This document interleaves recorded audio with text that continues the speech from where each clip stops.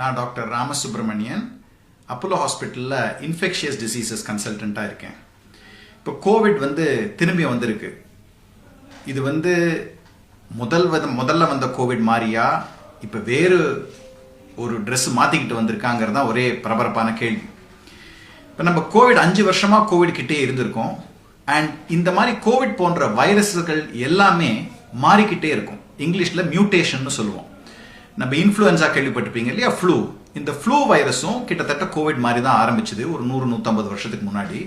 And இந்த வைரஸ்ல ஏற்படக்கூடிய அந்த ஜீன்ஸ்ல மியூட்டேஷன்ஸ் மாறுதல்கள்னால அதோட வீரியம் அப்பப்போ ஜாஸ்தி ஆகும் குறையும், அதோட பரவக்கூடிய தன்மை ஜாஸ்தியாகும் குறையும். இந்த மாதிரி பல வருஷங்களாக போயிட்டு இருக்கு. அதே மாதிரி தான் இப்போ கோவிடும் மாறிக்கிட்டு இருக்கு. ஸோ இப்போ இருக்கிற நிலைமையை பார்த்தா கோவிட் நம்மளுக்கு இடையே பல வருஷங்கள் இருக்க எதிர்பார்க்கலாம். இது அப்பப்போ மாறுதல் ஏற்படலாம். ஃபார்ச்சுனேட்லி இப்போ நம்ம கூட ஸ்ப்ரெட் பண்ற கோவிட், இந்த JN1 மியூட்டேஷன் சொல்றோமே, இந்த ஸ்ட்ரெயின் சொல்றோமே, இந்த ஸ்ட்ரெயின் ரொம்ப ஒரு சப்பையான ஸ்ட்ரெயின் தான். அதாவது பயங்கர சிவியர் இன்ஃபெக்ஷன்ஸ் பண்ணக்கூடிய ஸ்ட்ரெயின் கிடையாது.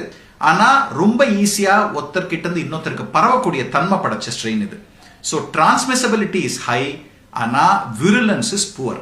ஸோ இதனால இப்ப பரவக்கூடிய நோய் எல்லாமே சாதாரணமாக ஜலதோஷம், தொண்டவலி, காய்ச்சல், உடம்பு வலி ஒரு 3-4 நாள் இருந்துட்டு தானா சரியா போயிடுறது. 5வது நாளுக்கு மேல அவங்க நார்மலா வேலையை பார்த்துன்னு போறாங்க. ஆனாலும் இதோட டிரான்ஸ்மிசபிலிட்டி ஜாஸ்தியா இருக்கிறதுனால நிறைய பேருக்கு பாதிப்பு ஏற்படுறது. இந்த மாதிரி நிறைய பேருக்கு பாதிப்பு ஏற்படும் போது என்ன விளைவுகள்? 75-80 வயசுக்கு மேல இருக்கிறவங்களுக்கு, எதிர்ப்பு சக்தி கம்மியா இருக்கிறவங்களுக்கு, ரொம்ப பெருமனா இருக்கிறவங்களுக்கு, வேற நிறைய heart failure, lung disease, kidney disease, liver disease, இந்த மாதிரி நிறைய கோமார்பிலிட்டிஸ் சொல்லுவோம்.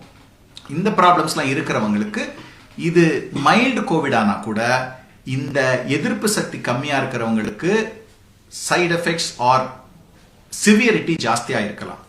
ஸோ நிறைய பேர் கோவிட்னால இப்போ அட்மிஷன் வர நேருது. ஆனா இது டைரக்டா கோவிட்னால விளைவு ஏற்படுறதை விட கோவிட்னால அவங்களுடைய கோமார்பிலிட்டிஸ்னால எல்லாம் சேர்ந்து சிச்சுவேஷன் சீரியஸா போறதுனால அதனால காம்ப்ளிகேஷன்ஸ் வர வாய்ப்பு தான் ஜாஸ்தி.